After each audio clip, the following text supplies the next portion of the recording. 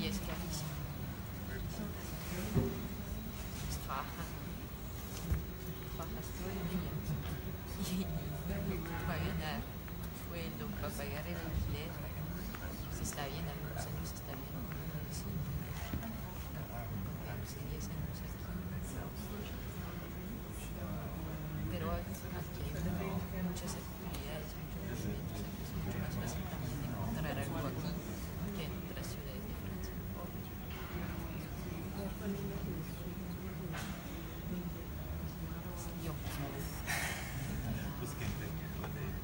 Cerca de los Alpes. Y Marsella también.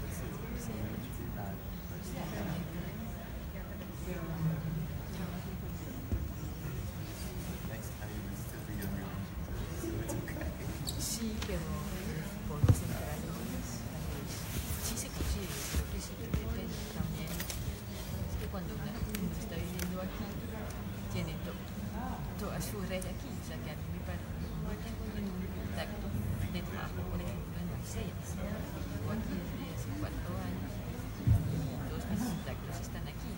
Y los amigos y mis amigos también, y los contactos de aquí tienen contactos de aquí, o sea que es súper centralizado aquí en París. Pero me imagino que se puede encontrar otras cosas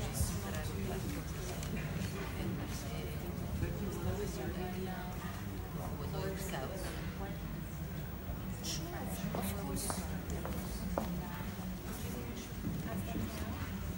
¿Quién más va a presentar?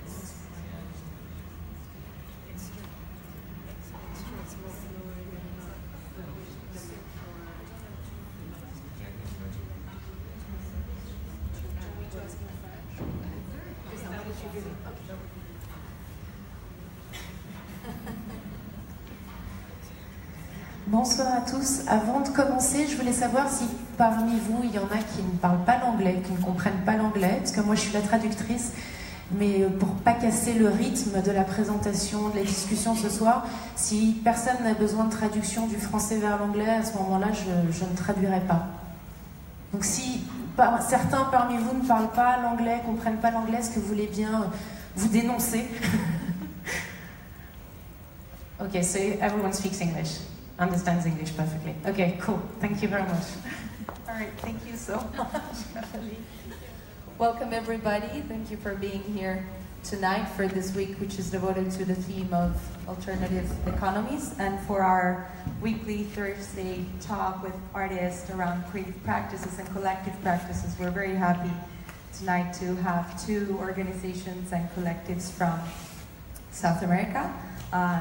Casa Tres Patios from Medellin, Colombia. Tony, thank you for being here with us tonight, and thank you to Maria Cecilia and Sonia that are here in the room, although not at the table, and Lanchonete, which comes from Sao Paulo, Brazil. Welcome, Adler. Welcome, Todd. Thanks again for being here tonight. So tonight's talk will present somewhat the collective practices that both organizations develop in their respective contexts and countries. And Casa Tres Patios, as I said before, in Medellin, which is an organization active since 2006, and you, Tony, are one of the founders, actually, of the organization. And Lanchonete is actually a short-term or delimited time project, so you are now in your 4th year, but it's a 5-year project, so founded in 2013. So you're coming sort of to the end of your 5 years project. I think it will be very interesting to discuss this, as I said before, in the context of the theme of alternative economies, because as we were discussing earlier on today, both organizations have a very interesting relationship to the idea of economy, both an internal economy, so to say, so how the organization is developed and run and what it means to be sustainable and to be financially viable as an organization, but also in the relationship to the economy that surrounds you at the urban and national level. And both organizations work with communities and economies in a very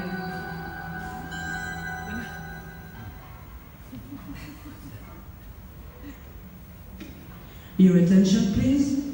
Julianne Moore is requested at the entrance of the museum on the fifth floor.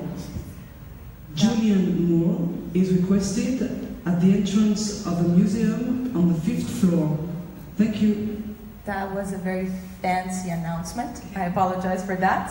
But so, as I was saying, like the relationship with this week's theme is very interesting when thinking about both of your organizations because of this dual dynamic that you have internally as an organization and externally, thinking about economies and sustainabilities and multiple layers and ways of functioning on the micro and macro level. So thank you so much for being here tonight. We will have presentations by both organizations, and then we will have a moment for discussion and Q&A, so discussion with the public as well. So thank you for being here. I will leave it to Tony to go first. Thanks, Liliana. Hilaria, sorry. Thank you for coming tonight. It's really a privilege to be here to talk to all of you. What I'm going to do is give you sort of a brief history of Casa Tres Patios, very brief, and then try to talk about one of our main programs and 3 projects that we did this year that are involved in that program. We started in 2006 basically as sort of an accident. I was in Colombia as a Fulbright grantor, and we started as a result of having resources so that we could invite the local artist community to do experiments in our space. And we started out essentially doing local residencies. But within about a year, we began to do international residencies, and as a part of doing that, we realized that the impact that we were making, not only in the arts community, but in the community in general, were basically coming from the pedagogical projects that we were doing with the artists. And so as we began to look at our history and looking at the dynamics that we created when we would do these projects with the artists in the local community, we started to do more experimental projects with the visiting artists and getting them to interact with the local community, the local artistic community at that time.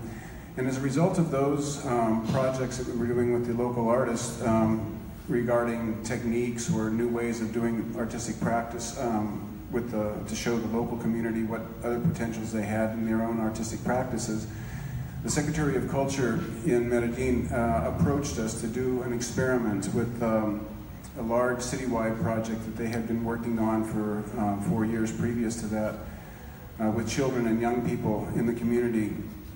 And they wanted us to use artistic projects as a way to generate reflections about the concept of citizenship.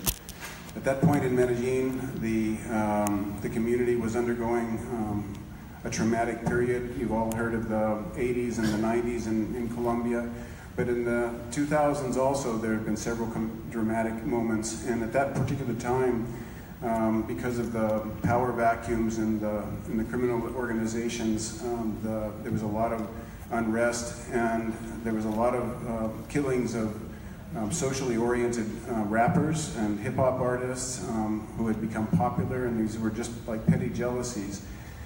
And so it was quite a violent time, especially in the peripheral neighborhoods.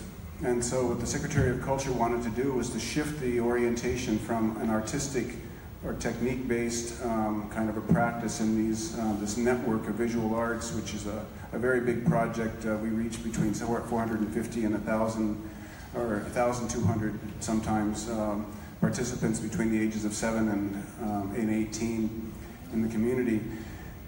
And so we undertook this pilot project to try to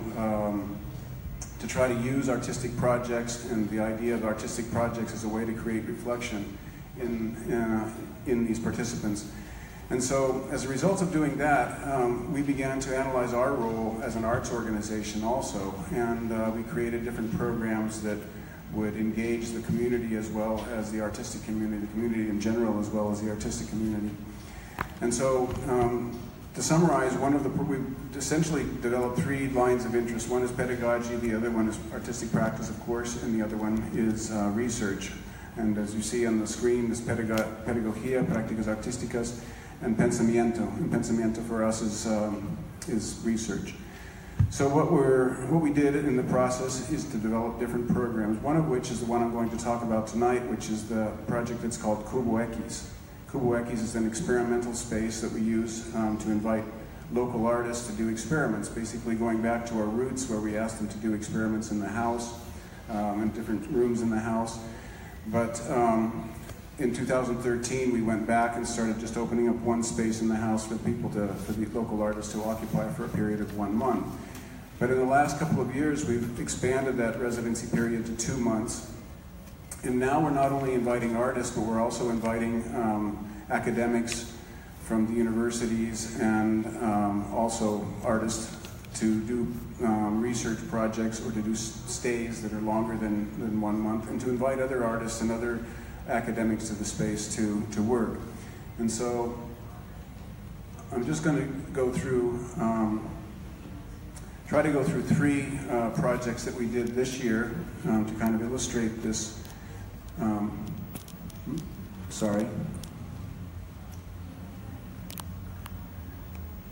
To try to illustrate these this kind of project. So the first group that I want to talk about is actually a group of anthropologists that were working with the idea of violence and territory. They work with families of disappeared people, and what they were doing is they were using these techniques of doing embroidery for the families to tell the stories about their disappeared loved ones. And many of these people disappeared 15, 20 years ago. And with relationship to the economy, many of these people were activists who were fighting for social change in order to change the economy in Colombia so that it would be a more just system. And as a result, the government disappeared them.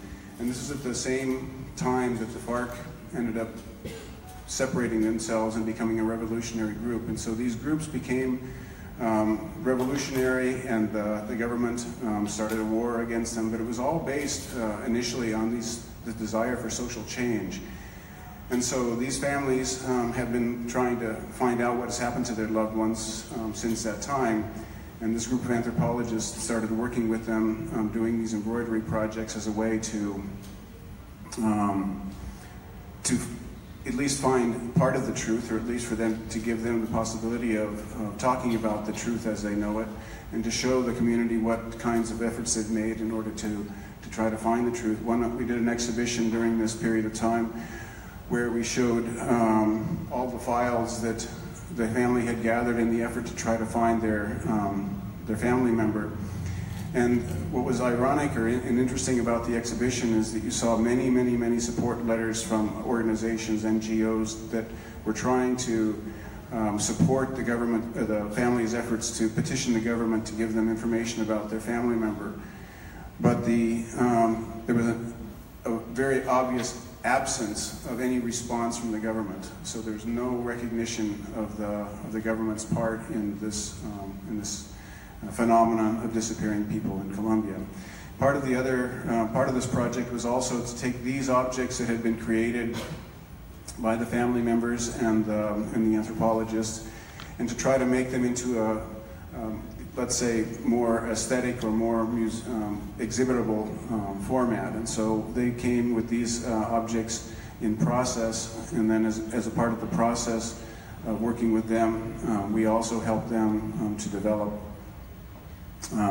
these kinds of larger tapestries that are a little more presentable, let's say, in a museum setting, because part of their goal was to try to make this struggle visible in other settings. And so we had roundtable discussions in which the anthropologists would and the family members would express their experiences. and the community would also participate. So they ended up creating these three objects, as well as smaller objects that they would, like this small handkerchief with an embroidered image of the family member on it.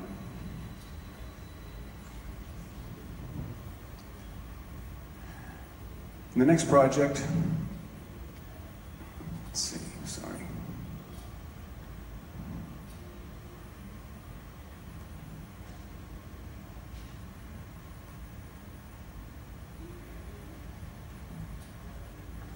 The next project is a project that is done by an artist. Her name is Elena Vargas, and she was working with a former student of hers, Laura Penelope Porras.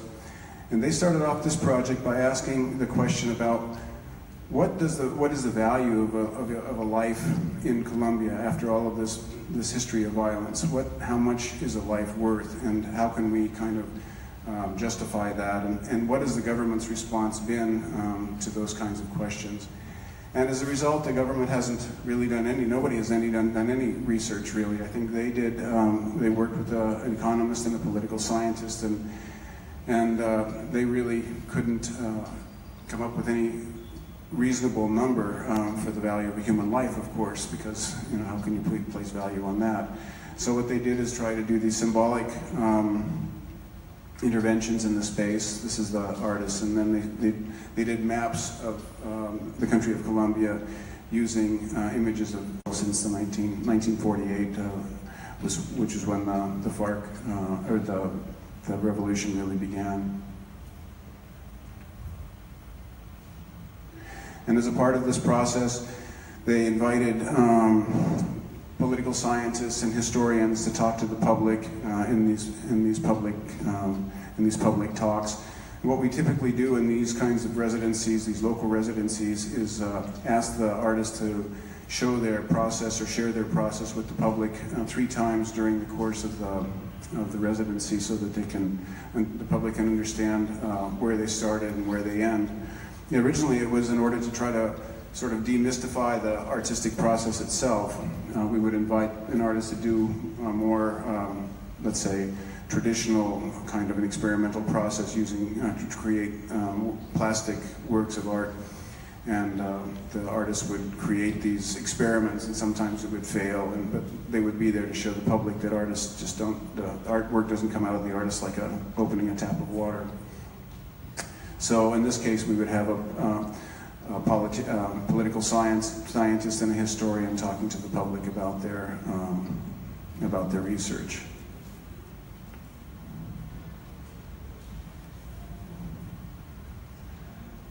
Sorry.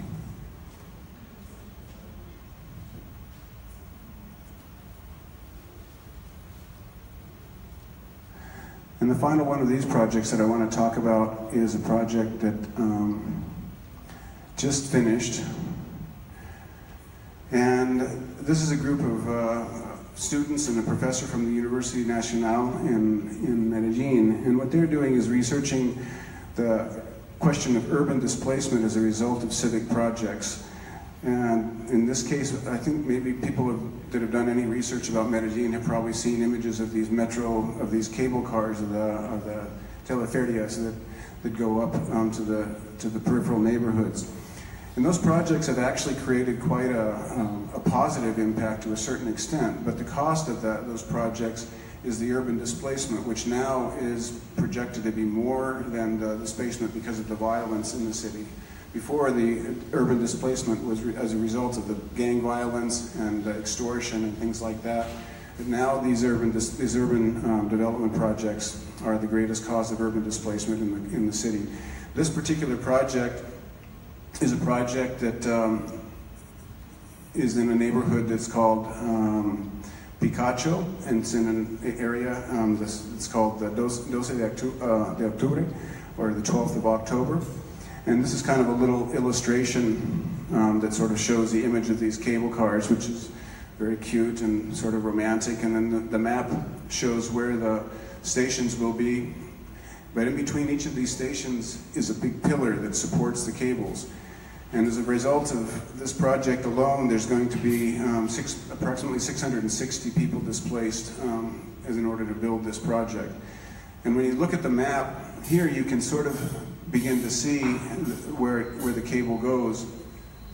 But what's interesting about this project is that in many cities in the world, there are urban projects that displace people.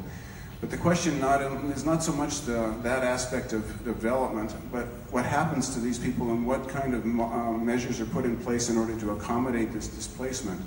And so in these kinds of cases, what these urban designers and sociologists and architects have kind of revealed is that the government uses these laws that enable them to displace people, but they don't justly reward the people. They give them a very small amount of money according to the law, but the laws are constructed to benefit the government and to benefit private investors and not the people themselves. And so it's not so much the case of the displacement, it's the case of the insensitivity of the government and the way that the government uses these laws to their benefit.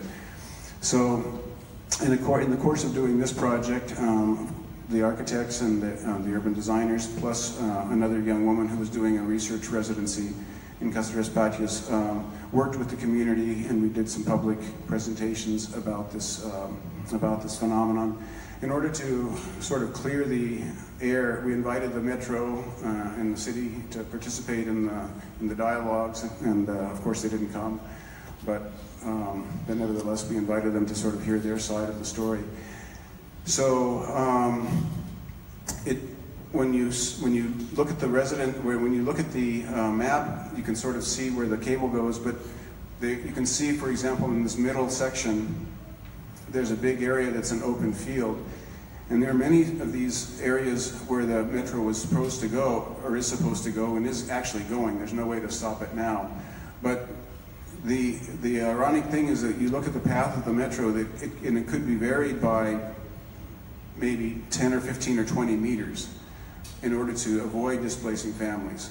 But when you look at an overlay of where they have projected commercial development, the commercial development is projected to go exactly where they're displacing people. So it's not coincidence that they decide not to occupy what is public land to build the towers on, but they occupy their private land in order to demolish the houses, put a tower to support the cable, and later put a shopping center or something like that in the area where the houses were before. So there's this kind of collusion that goes on between the government and these private interests that these architects and urban designers are investigating, and we feel like it's part of our role to help make these phenomena visible. And finally, to talk a little bit about our kind of, I can't get this file to open, but I'll just talk about it in general. To talk about our own sort of small ecosystem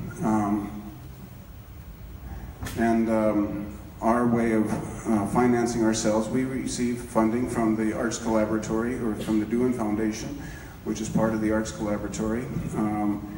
But in 2013, 2014, we began to work as a part of the challenge that was put forth by the Deux Foundation, the EVOS Foundation, to try to create among the 25 organizations that are supported by the Arts Collaboratory, a self-organized, self-financing, self-sustainable, independent organization that doesn't have to depend on the financing from the Deux Foundation after 2020. So we're in the process right now of trying to fine-tune and make this project functionally work so that we can figure out if there's a way to join these 25 organizations in a way that functions. That's the presentation for tonight. Thank you so much.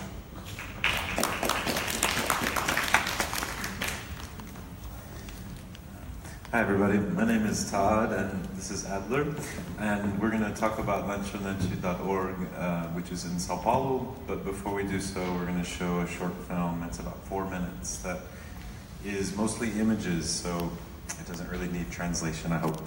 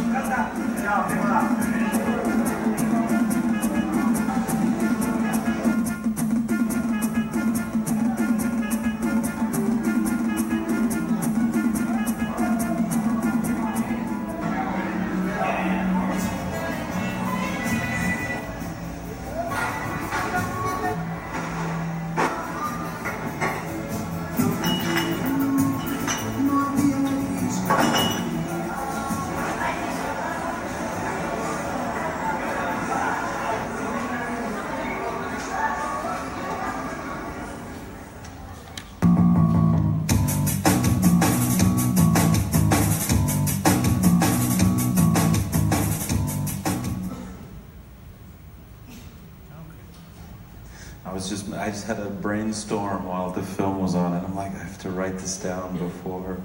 Okay. So again, my name is Todd Lester, and I wanted to say thank you to the Centre Pompidou for inviting us to be a part of this talk, and thank you all for your work too. I'm really impressed by the exhibition. Proud to get to speak with you all. Thanks, Adler, for coming. Adler just moved after a residency with the project that you've seen, which I'm going to stop a little bit. So Adler just did a residency or a research process with us for about 10 weeks right before he moved to Brussels. So he was able to be a little bit closer by for today. When talking, I talk a lot because I get nervous, so a few times I'll look at my clock just so I know when to hand over the microphone to Adler. And I thought I'd tell you a little bit about the 5-year project. Ilaria mentioned rightly that for us, especially when thinking about the theme of about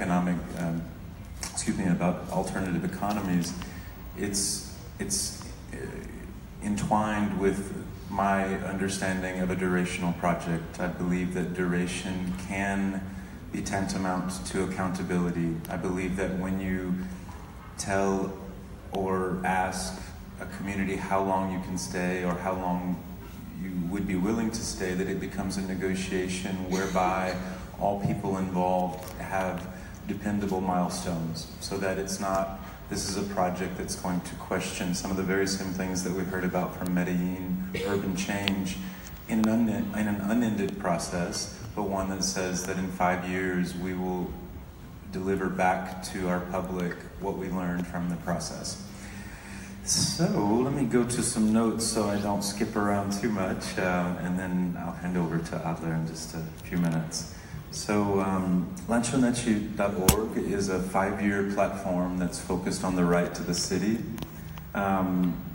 Indeed, I have been thinking a lot about Henri Lefebvre's notion, a Marxist notion of the right to the city, and how much we've seen in the last few decades this very notion be sort of prostituted for capitalism. So for example, in downtown Sao Paulo, I'll say it in English, but it would read in Portuguese, a new apartment building that cost $1 million or R$1 million an apartment might have a tagline that says, "Você tem o direito de cidade."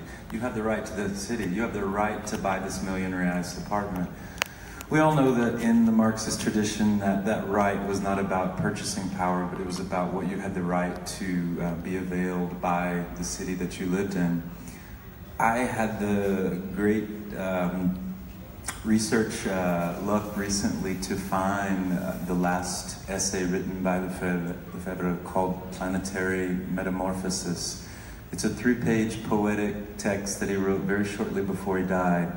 And he himself knew that the right to the city rhetoric had been taken by the enemies, his words, I don't know who the enemies were, but I could intuit. And he says in that 3-page essay, find new words. These words have been taken by the enemies and you'll need new frameworks. And so in many ways, a 5-year project, a 5-year platform in the center of one of the largest cities in the world is not doing really anything more, in my opinion, than asking a question, does the right to the city exist?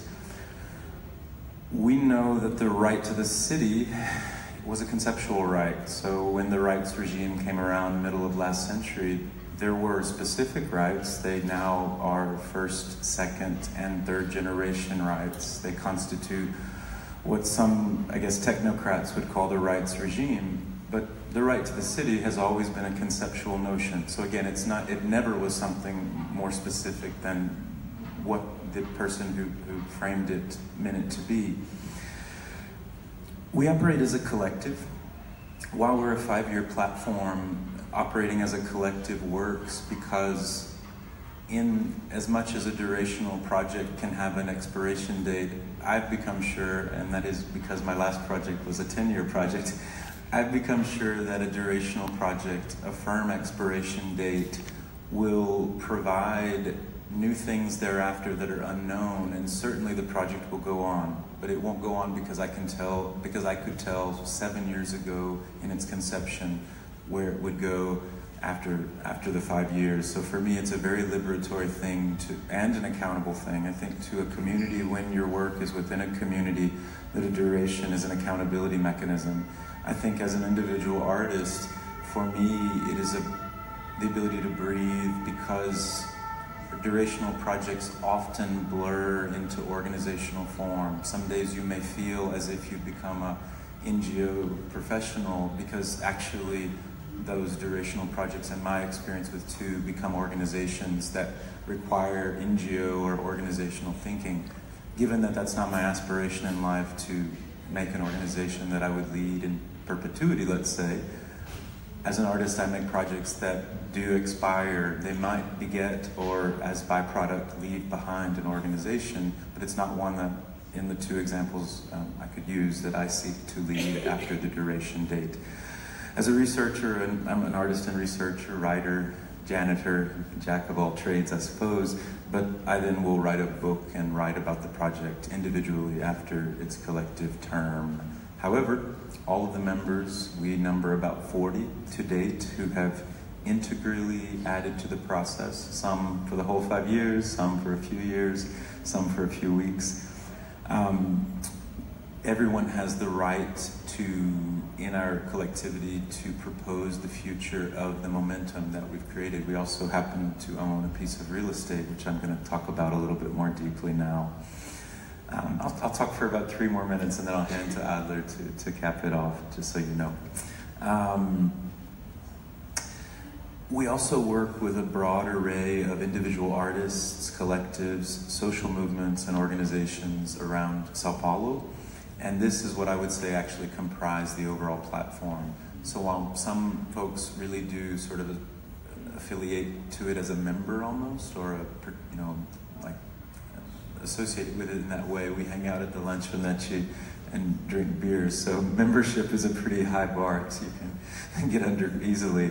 But then these other networks and movements and organizations that we work with, they become part of the 5-year story, because it would then number several hundred participants overall. One of the movements that I want to draw out specifically, and again really referring to the talk before, is the housing movement, the Frente pela Luta Moradia. We have, for the duration of the 5 years, worked strongly with the housing movement and specific occupations, buildings in Sao Paulo that have been occupied by members of the movement.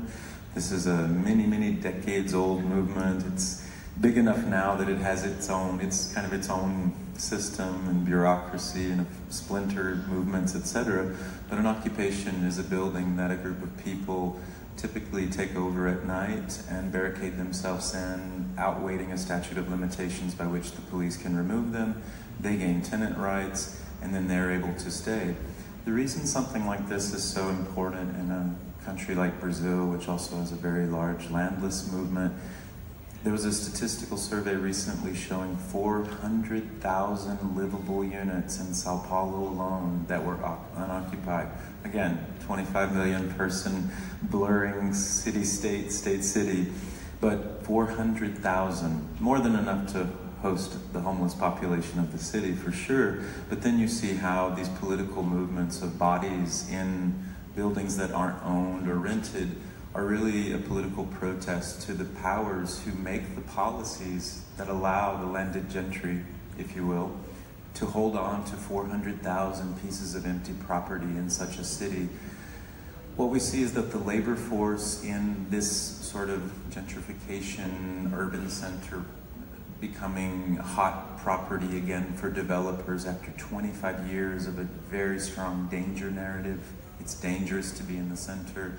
Now that we see it going back to, or being beautified or renovated, or all these words that get thrown around, we see the labor force. I have a friend who travels 4 hours a day, 2 hours back one way each on public transport from a point in the periphery to a central job. So again, I think rights at that very basic level, or maybe just satisfaction, like I believe that a 4-hour commute seriously dents into quality of life, but of course, that's just one of the many inquiries that we have picked up over the 5 years. So let me go over a few details or facts about the project, and then I'd love to invite you, Adler, to add a little bit of your experience. Why a lanchonete? Because lanchonete are ubiquitous in Brazilian urban society. I mean, one intersection might have 4 on each corner. They are architecturally open and porous. You see from Tarcísio's bar that the whole front wall opens. This means that you don't open a door. I sometimes do a shortcut by cutting through a corner lanchonete when I'm running late on my own street. So you really see that they're very porous, that to drink a beer on the sidewalk, to buy a lottery card, to gamble, the jogo do bicho, as we've been looking a little bit into. There's so many functions that you can do at a lanchonete, all of them kind of joining together to be quite a social function, I would say, in Brazilian society.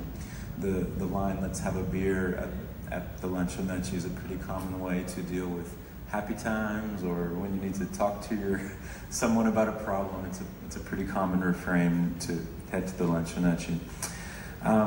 However, as an artistic project that's focused on real estate and urban change, we knew exactly how slippery it might be to acquire our own real estate. We knew that in fact it might serve a gentrifying function in the microcosm of our surroundings. So for 4 of the 5 years, we did not own the lanchonete. We decided that the name, its symbolism, was about access and using of urban space. And we believed that we were capable as a collective to acquire a lanchonete that represented what we were saying, but we never forced ourselves to be in the real estate game if we found, maybe through naivete, that we weren't really as capable as we hoped we were in the beginning. In the 3rd year, we succeeded in working with Tarcísio, who you saw in the picture just before this lady. He has been almost the 30-year manager of a small lanchonete in the 500 apartment Conjunto Santos Dumont. This is a very large 1955 modernist structure by Alan Kogan. There are 4,000 residents in 3 buildings that make the structure. And it is a heavy population from the faraway northeastern region of the country, which is also known to have some of the poorest states of the country. And I'll leave Adler to say a little bit more about that. Very quickly, over the few years, we have done deep inquiries on the Haitian diaspora in Brazil. Many of you may know that 110,000 Haitians came to Brazil after the 2010 earthquake. Since the coup d'etat last year, since the abrupt devaluation of the real, I would argue that maybe the B fell off the brick acronym, and what that means with a black population, a Haitian population who are blacker than most Brazilians. I don't know if that's politically correct to say, but what I'm trying to say is that racism leading to even extrajudicial violence and killing by the police started to occur more and more as we saw the economic climate digressing, that the opportunity and really the amnesty that was offered to the Haitian community by the former president was eroded by the current condition. And we started seeing many Haitians leaving via the very western portal they came in. Many people, they might seem like they would have come coastally, but they actually came over the top. And NPR last week reported that there are 10,000 Haitians waiting on the Mexican side of the US border. This will be the first time that there will be that large of a Caribbean group on the Mexican border, and then you can know that they're probably those who passed through Brazil, because that would have shown you their route. My point being in all of this is that over the 5 years, clusters of members of this 40-some group propose a project that they think is a way of asking a question about the right to the city, because the question would just be too broad if it were what's a right.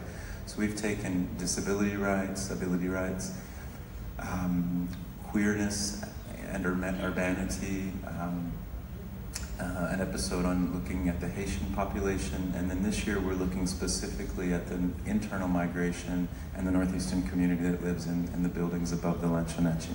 So with that, I'd like to hand it over to Adler Murata, a good friend and a colleague, and I should also say he is from the state of Piauí, which is one state of the Northeast. So with that, So thank you for the introduction.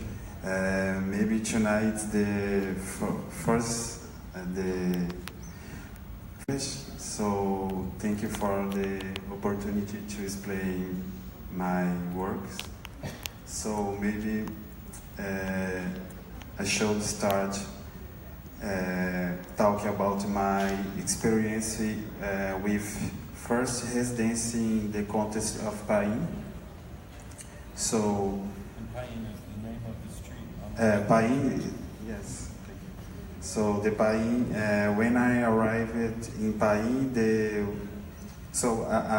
we used the guide for my explain. So the only direction when I arrived at Paris, with the sense of think about food as argument to be able to talk about other issues, for example, the city, like people not visible, migration, labor relations. So living in the center of São Paulo, the only reference that I had about the Santos Dumont condominium, it was big presence of Northwest people in the region. During 2 months of the residence, I proposed some meetings and public actions with the participation of the residents using the commercial establishments of the region. So there was a difficulty in how to communicate with such a diverse space where did not have a sense of community and a public space so clear, with many other social and transgenerational groups live dead. The building that now houses about 2,000 residents has a private urban landscape where housing, recreation, and work coexist in the same ambience. So, like told before, the project finalized like the recite the. You can make the translation for me. And just to say this, like we're going to switch over. You're going to speak in Portuguese, and I'll translate him.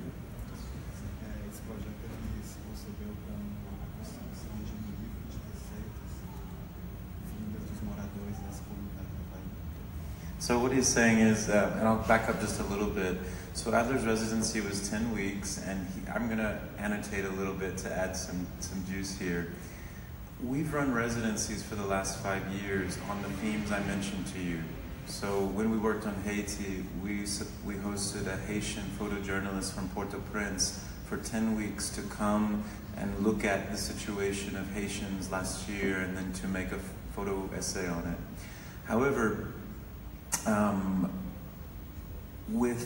So we've never required our residents to work with food or to work with the same symbolism we're playing with the lanchonete. However, inviting Adler, who is from Piauí, where many of the residents in the building are also from there, and given that we're using the food space as the dialogic space, Adler began with looking at recipes from the Northeast and asking people who passed by. So again, you see the internal street here. Passers-by of the lanchonete would be thousands daily. Now, patrons of the lanchonete, the corridor that you see has about 7 eating establishments. That's the, again, modernist arcade at the base of these buildings. There are about 7. So you can't even suggest that everyone in the buildings are necessarily patrons per se of Tarcísio's bar. But our spatial placement is that we're at the beginning mouth of the road. So anyone walking into the compound passes by the bar. And so in talking to Adler and knowing a little bit about his time there, it was really time spent with the specific patrons, and then almost in a research sense, a snowball effect of Tarcísio grabbing someone passing by saying, oh, you need to meet Adler, he's doing a research, and talking more. That led to a knowledge of, say, the store right beside is a store selling Northeastern products and running clandestine vans back and forth to the region.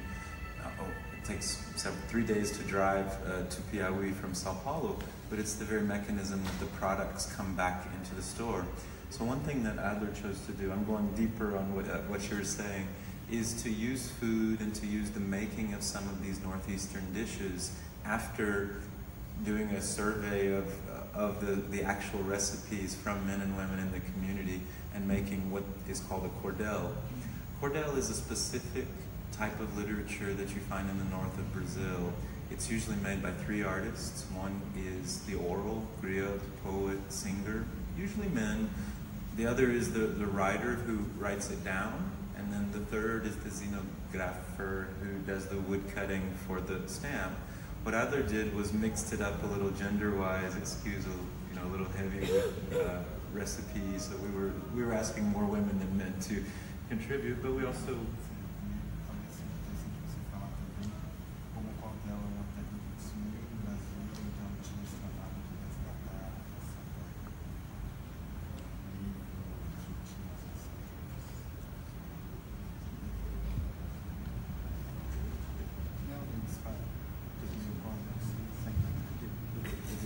He's just asking me to remind that it's a very traditional type of literature. So again, it's something that you would buy this for $1 on the street in the Northeast after those 3 artists sort of conspired to make it together. What he did was use the form that would be recognizable by a lot of the denizens and then ask for the ingredients to the very food that would be made in his workshops. Is that it? Okay. He says that's about it, and I think we all, before we were meeting, we were really excited to talk with you all. So I think Ilari might have a few questions, but we'd love just to talk with you.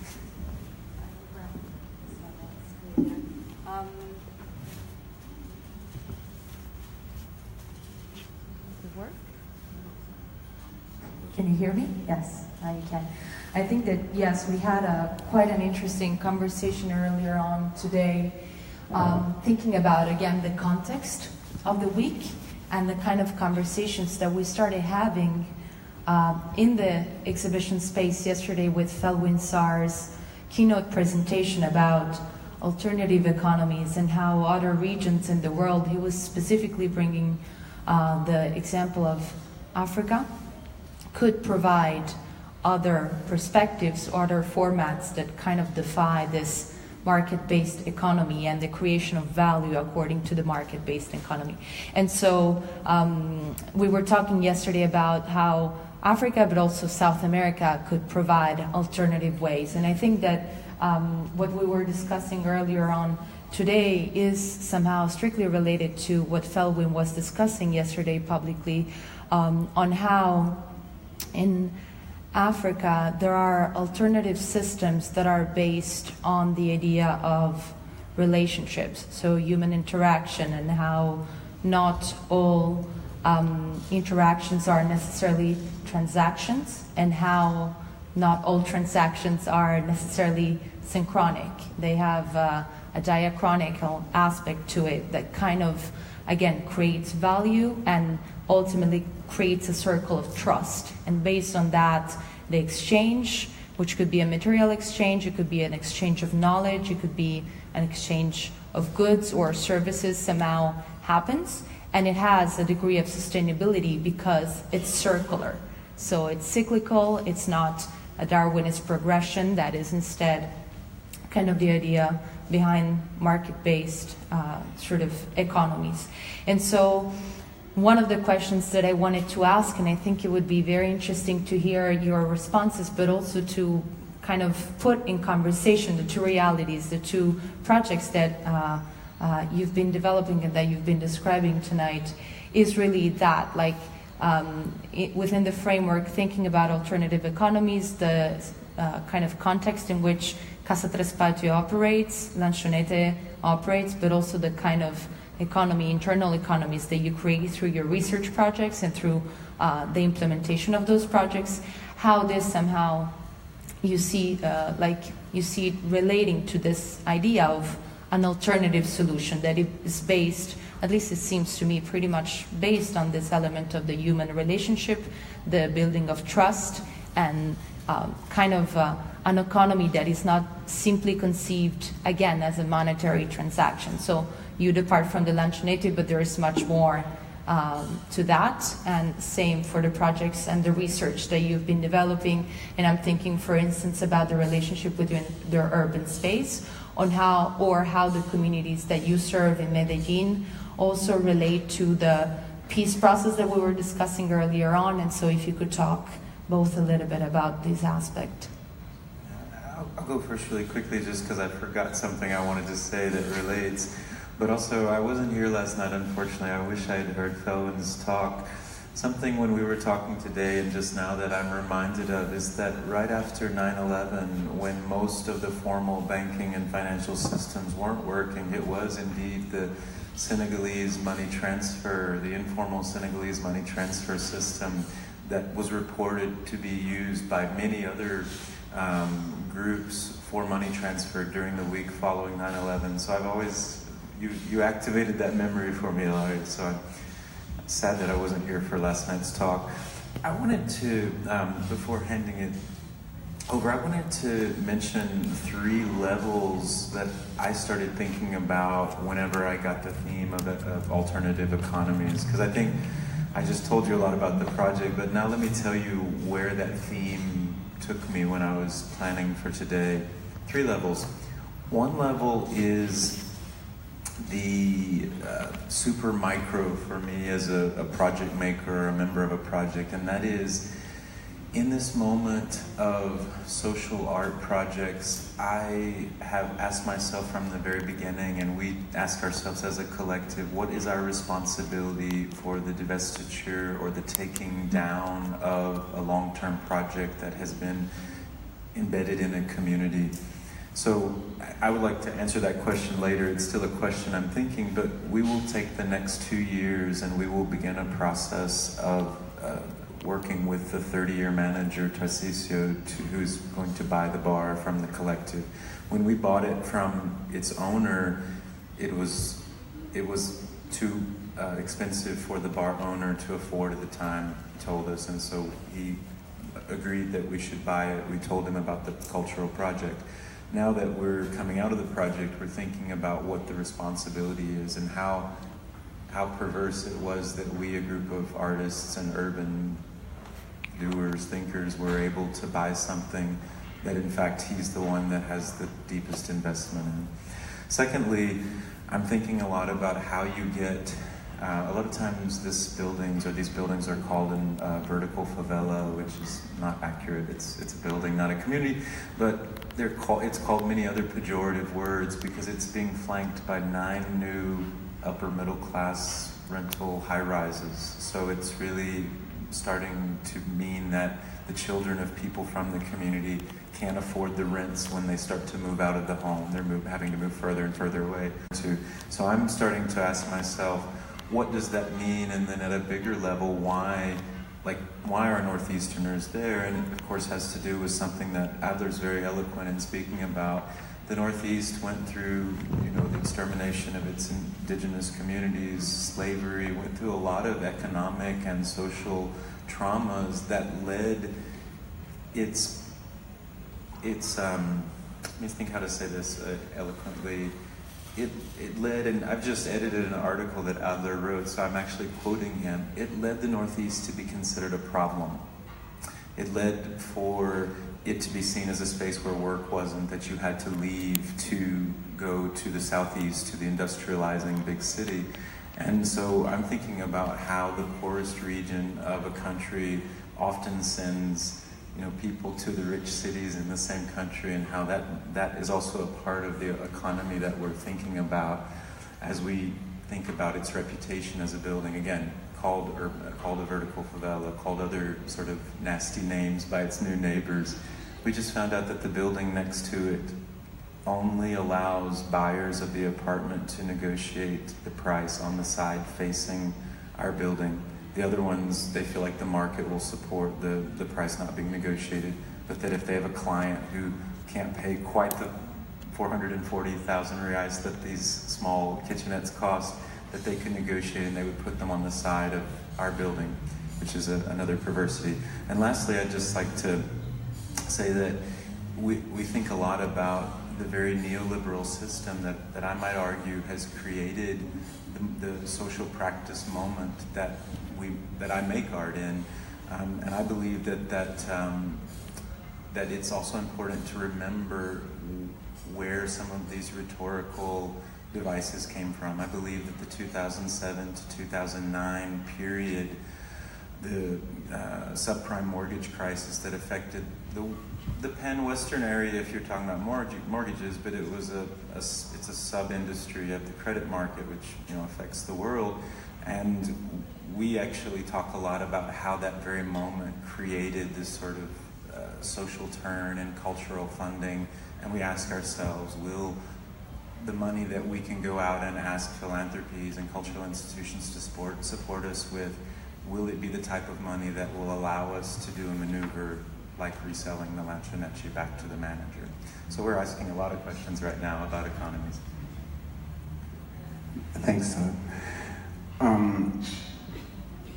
I think that in order to address the question of alternative economies in Medellin, it's important to understand the history of a little bit about what the impacts of the history of Colombia and the history of Medellin and Antioquia, the state where Medellin exists, has been. There are historians and urban designers and that have explained, for example, the violence in Colombia. There are theories and some proven, some not, still a little bit loose. For example, about the violence that was in the 50s and 60s, in which there was supposedly this conflict between the conservatives and the liberals, which the violence drove a lot of people from the countryside into the city. But at the very same moment in history of Medellin, and specifically the industrialists who were forming the fabric industries and trying to industrialize Medellin, needed workers.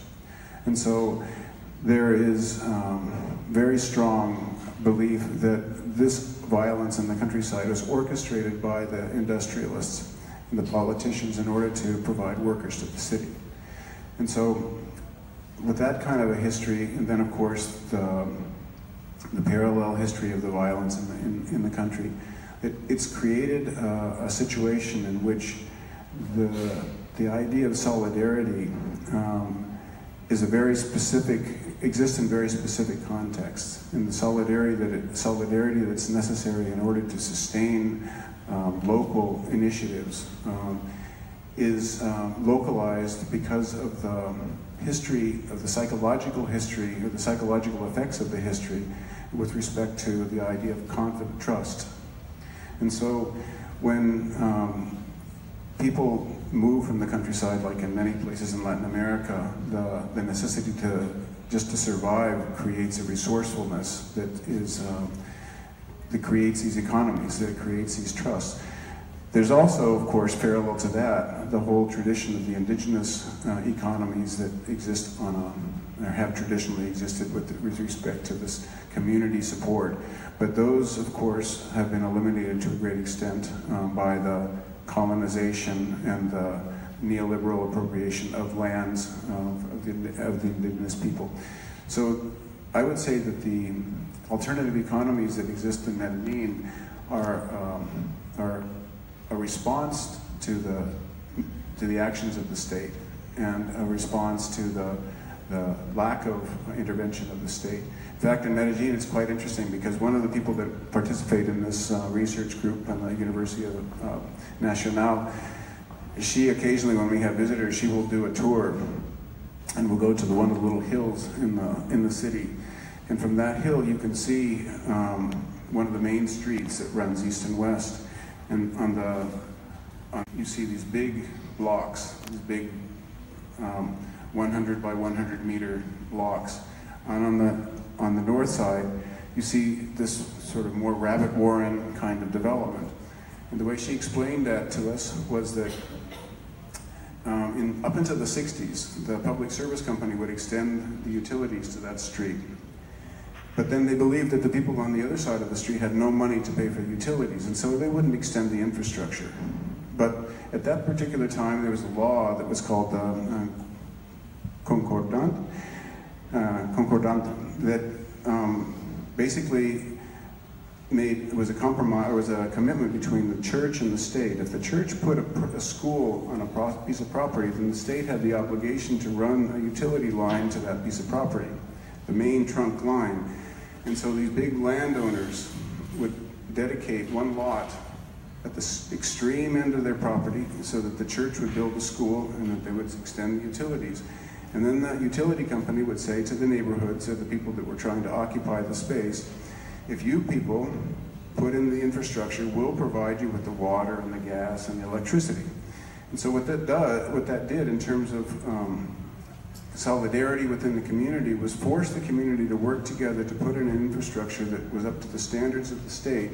When the infrastructure was put in, then the state supplied the utilities, but it was on the backs of the citizens. And so all of that is to say that there's this kind of resourcefulness and the solidarity within the citizens that exists, but it exists out of a necessity, not out of necessarily a philosophical belief that it's the right thing to do. And with all the violence that happened in the 80s and the 90s, that those neighborhood initiatives still exist, but they're very lack of trust that the violence creates in the community. And so the idea of alternative economies is very kind of interesting in that way. It's not, I mean, they're sort of fascinating, but they're done in response to basic needs and in response to the abandonment of the state, essentially. So what we do is to try to look at those things. We don't really intervene to a great extent, but what we think is important is to try to share that kind of knowledge in these kinds of contexts. I'll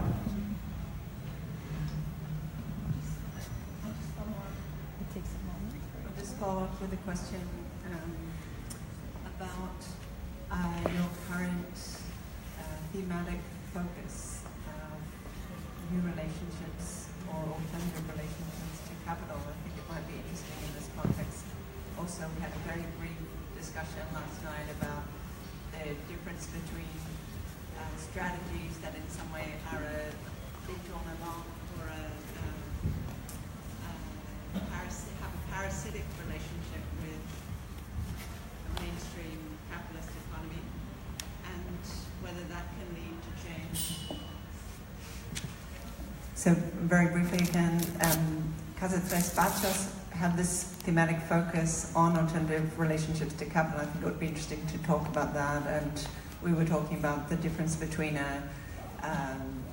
what Feldman-Sau was talking about in looking for alternative economic models, which already exist but are not counted as part of the system. He was talking about informality also, which accounts for 60% of the economy in Africa and so on.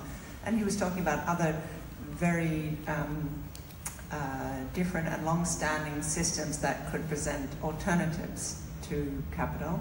Your current project looks a bit more at the interstices or the parasiting of the current mainstream economic system. So I think it would be nice to hear a little bit more about what exactly you have focused on over the period of that year or so, and then continue that discussion.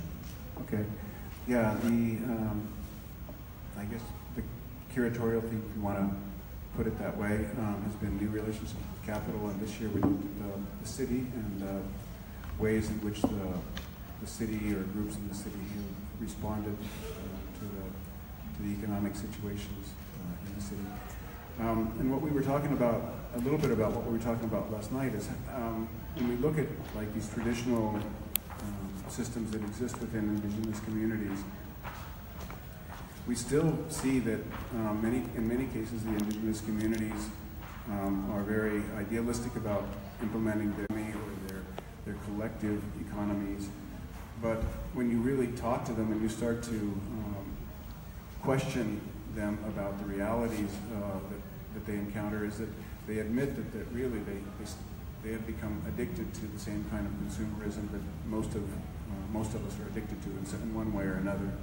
And so what they recognize is that these systems really, I mean, it's very idealistic to think that they're going to go back to the old ways of doing things. I mean, there's too much contact with the capitalist system that we live in, and so what they're looking for is to just change the balance. And so it's not all consumerism. It's about learning to do these hybrid systems that can work to create communities so that there's enough collaboration, there's enough sensibility about the well-being of what they call the community well-being, so that operates on that balances it out, so that the consumerism and that kind of thing that operates on a functional level where it's my comfort, or what I think of as being comfort, but the well-being of the community is primordial. So I think that those kinds of responses are they're still idealistic, but I think they're realistic as well, and they're recognizing that reality. And that's been our experience working with these kinds of communities. In the last year, we worked with a couple of groups who are working with groups of indigenous people in the Amazon, for example, who have little or no resources, but they're trying to maintain their independence and trying to develop these economies. But they're faced with these kinds of consumer influences and the pressures of the capitalist society. Questions from anybody?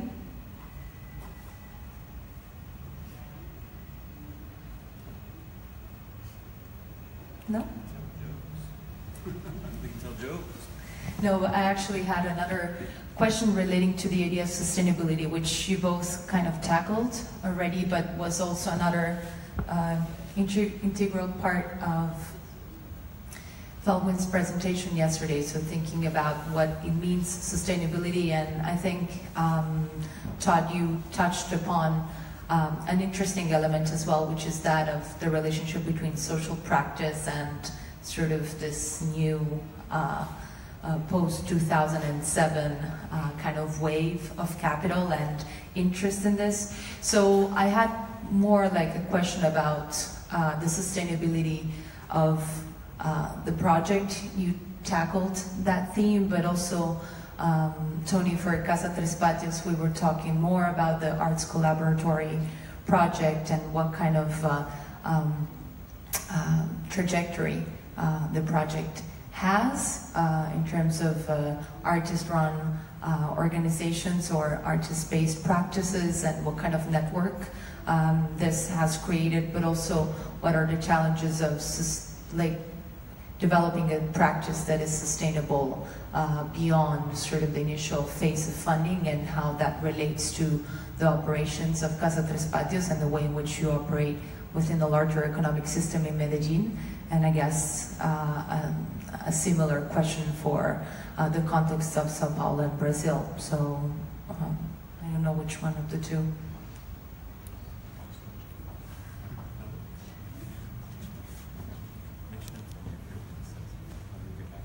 I should also say that really just today I've been editing an article of Adler's, so a lot of the things I'm thinking are also things that he's actually said, so I'll pepper some of his thoughts in as well. We were talking earlier today in our meeting about the bigger space of about the bigger space of social practice, and I have an opinion that I'll try out on. Has come from the last 5 or 6 years of doing, the fundraising really for this project.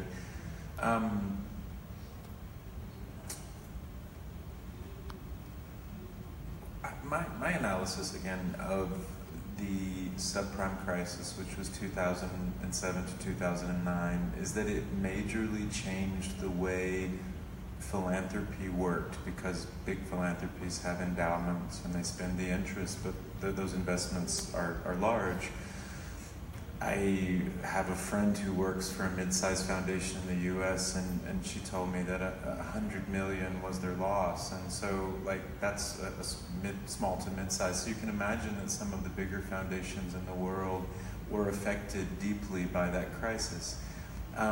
What we saw, as typical with most economic crises in recent history, is that art for art's sake funding went away quickly. It dried up. And these are all conspiring with other, let's say, political economies. I don't think that the subprime crisis, was all the culprit for this. I think there were a lot of geo-economic and political things happening at the same time that allowed that economic crisis with that name. But what I'm saying is that through history, we see that when the economy is bad, that it's very hard to find the general funds for, say, art for art's sake. What we also heard a lot from some friends of ours that worked in foundations is that after the first cuts were made across the board at work on this, I'm not just talking anecdotes, that then within foundations, and the Soros Foundation is a good example of this one, and of course that's a US foundation, but with offices all over the world, that then you had a fight within the foundation by other program areas that said they needed their regular levels of spending, and this would have been human rights or water sanitation. They did need their regular levels of spending, but what it did is it has a double effect on arts funding, that in that moment Soros closed their arts program. They've since reopened another one, but my point is that it did have this impact. There was, a lot of sort of pushback a few years ago when an architectural collective won the Turner Prize. But again, we saw in a lot of the criticism around that this utilitarian turn, this turn that then asks art to prove itself in order for it to get back to its levels of spending in arts philanthropy or general philanthropy that includes arts, it requires arts to show what it can do. And so I think what I'm saying is that that's not why I'm making Lanchonecci, but I'm very conscious that I'm making Lanchonecci in this particular moment where there's been such drastic fluctuation. Statistics show that the replacement money for the arts specifically that went away in the 2007 to 2010 period have not been fully replenished. Now again, that's subjective to how you cut your statistics, but I believe it holds true that what we had in this social turn, this utilitarian turn, was a funding structure that then wanted art to prove itself by doing good, by doing charitable things, wanted it to guarantee such deliverables, but it wasn't even the same amount that went away in the period right before. So really, many artists started to think, well, do I ask for these social monies because there's just no money to do things otherwise? So my point is that in a neoliberal system that creates an economic crisis, that then does its typical pullback of arts funding, that then requires this utilitarian justifying of art, that it's actually less money, and given that the crisis itself was created by the real estate corner of the credit market, and given that the social turn has shown us a lot of process-based and actually a lot of built environment relatable art projects from the social turn, I'm asking myself a lot why we aren't making the actual connection, because I feel like we see the real estate market going right back into a similar cycle, but getting to then engage some of these very projects that I become aware of because it's my peer group, or it's projects that are references or that I'm trying to learn from. And I start to believe that this replacement funding from that economic crisis is, because it's less and because it's trying to prove itself, will be very hard money to also achieve radical ends with.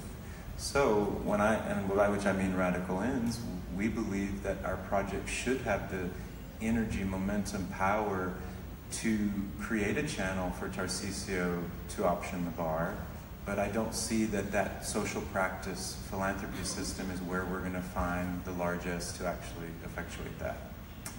I don't know if that made sense, but I'll stop talking anyways. For us, it's been an interesting trajectory, I guess you could say.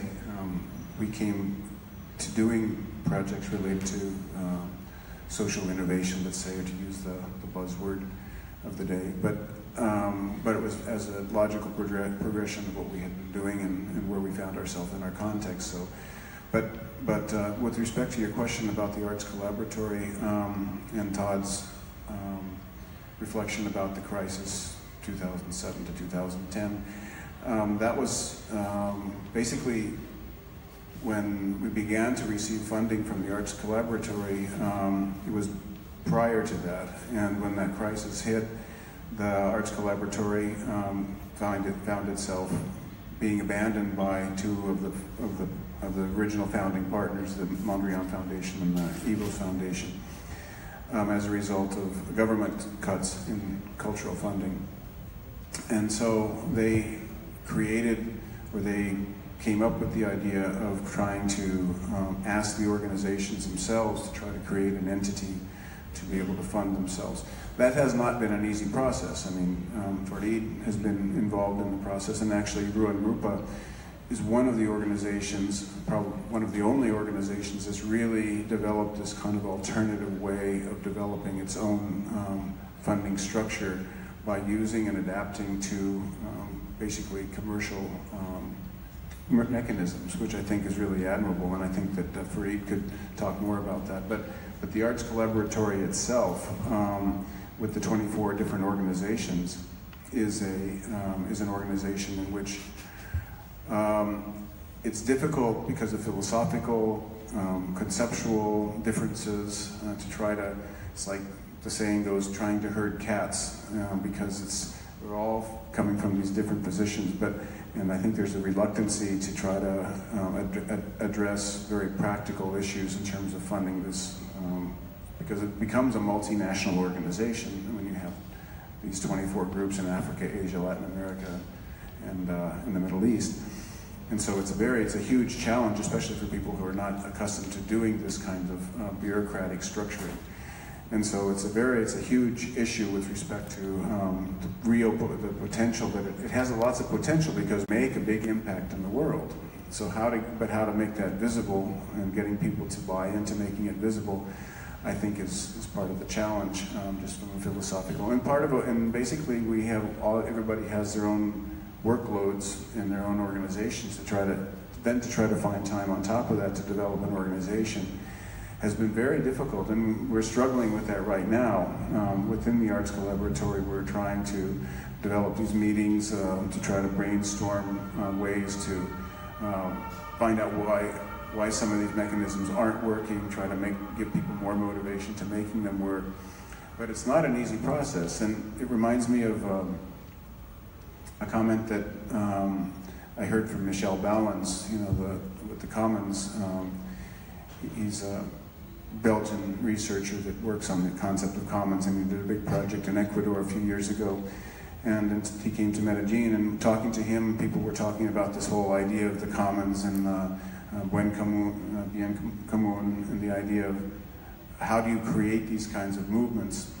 And he was very pragmatic, and he said basically it's 3 or 4 people that have a lot of energy and they work for years by themselves, and finally they start the momentum going, and once the momentum starts, then other people join in. But the practical side of doing a big project like this is usually that kind of a dynamic, and so it becomes people who are just really passionate about doing it that move forward, and then once the momentum going, other people join in. So that's where we are. We're trying to participate in it as much as we can, given our workload. But it's certainly not an easy process. Can I? Well, thank you, Tony. I think then I have to join in with your cue on the conversation. And thank you as well for sharing this kind of like interest in I won't say alternative, at least this time, with what you're showing. It's kind of like using the cracks and the idiocracy of what economy has become, no, and then play something with it. But my question, I think, is more for Todd and Lanzonecci. Sorry if I don't pronounce it correctly, but it's like, why through art, maybe? You know, why, or actually Tony as well, why do you still, or why are we still believing in this thing that we all together, maybe right now at least, agree on calling it art? Why don't we just like go into real estate fully, you know, for example? Because that is just like reflecting on our own struggle, let's say, that of course this kind of it has certain kind of liberating capacity if we frame something through art, but that liberating capacity also box us to certain constraints. So how, and then after that, of course, we call it art because like it just happened that we all were artists at one point or another. But then how lately we've been, at least I've been thinking of like how to break that boundary again and then be more impactful, then we call it art. Because as soon as maybe it doesn't happen in Indonesia that much because the modern project didn't fully wasn't fully successful, so art and life was not fully separated, but still like that boxing of art and not, and then how can we go beyond that so it's more impactful when, like, for example, the whole ground floor, that would be interesting to take the whole ground floor as a scale, no? We haven't talked about like then the whole city, but then we're kind of trying to be there, or at least there is certain kind. Looking at your presentation, that's where I want to go, at least. I'm going to start with a joke, but I'll answer the question. Sao Paulo gets a lot of passage through, and we always like it when our friends let us know they're coming. We had 2 apartments, and I did a run on the numbers, and statistically they were open 20% of last year, just in between residencies. So if you want to come, you should come. Just let us know. We do host, I call them irregular visitors, those who drop in, curators, activists, thinkers. If we're open and you have an interest in what we're doing, we try our best to bring you in. And that has to do with local folks too. I'm answering a roundabout way, but sometimes a curator will, like I've had a curator recently ask me, how is it art? And it pissed me off, so I said, my response was because I said so. You're asking a very nice question, and I want to try to say, like, you know, when we come into these projects, like I'm a community organizer for 20 years. I'm an artist for 18, I don't know, you know, you never know. I forget when I figured out I was an artist versus community organizer. But I know that what I think, and I'll go back to my last response, that this is happening. Like there's a few books that have come out of the social turn too, like Claire Bishop wrote Artificial Hells, she banked it off of Rancière a little bit, but there's Return to the Real. There's these books that kind of let us know that this is not the first utilitarian turn. This is not the first time we've come back to these areas. And what I would say is that I find it important to say that I'm an artist and to say that I'm doing this as an artistic inquiry. I also feel like it's really important to be credentialed. Like, you know, I mean, because there's also something that happens when I enter the room with the architects or the urban planners where artist doesn't really fly as well because my knowledge is not the same pedigreed knowledge of city building as an architect's or an urban planner's. I find it important to almost instigate with this as an artist-led project, but I also find it important to sometimes bring those other skill sets so clearly alongside it, and not just the ones that I hold or that Adler holds, but those that we've amassed in the platform. So really, I mean, it was started by artists, but the type of organizations that we've banded together with in the platform, one that I wanted to mention specifically is called FICA. It's a Fundo Independente do Comunitário de Aluguel, I think. But it's a community rent fund. Now, it's a new project too, and we've attached ourselves to it, and it has the goal of being a land trust or a property trust that would prevent sort of pricing out in these communities.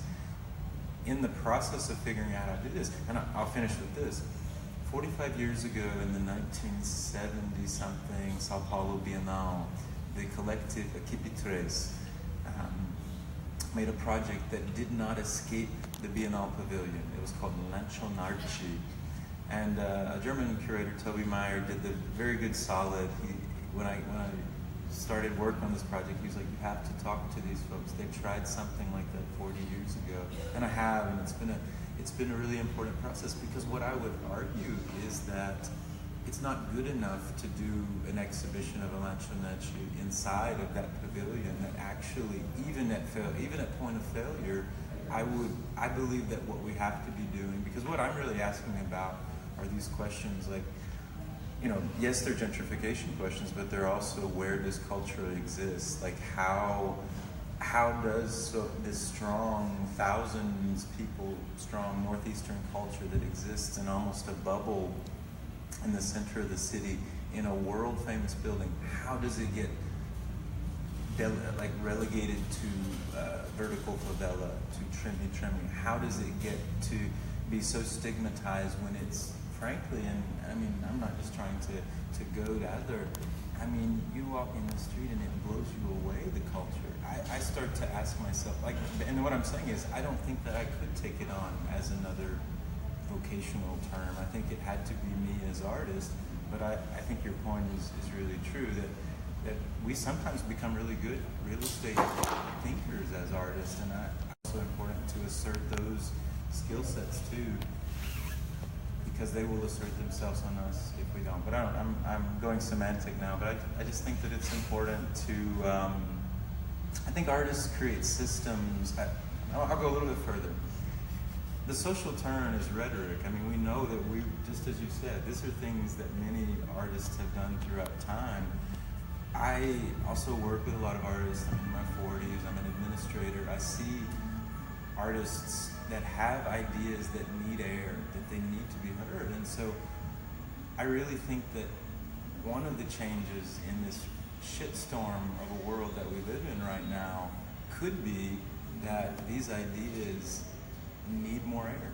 That because like how many times at a micro or maybe insular level do we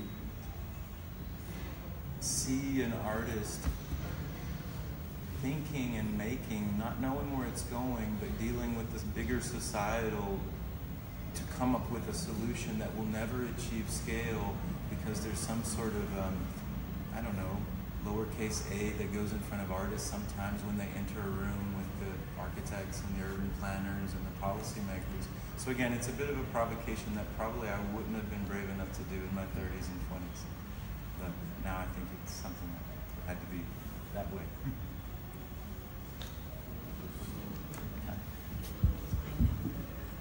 I did not understand answer your question, but I think it's very important.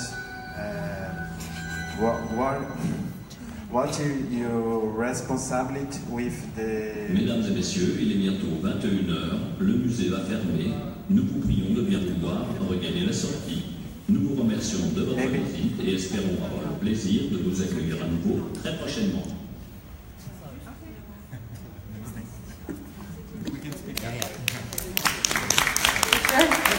Thank you. I'm sure you don't want to finish.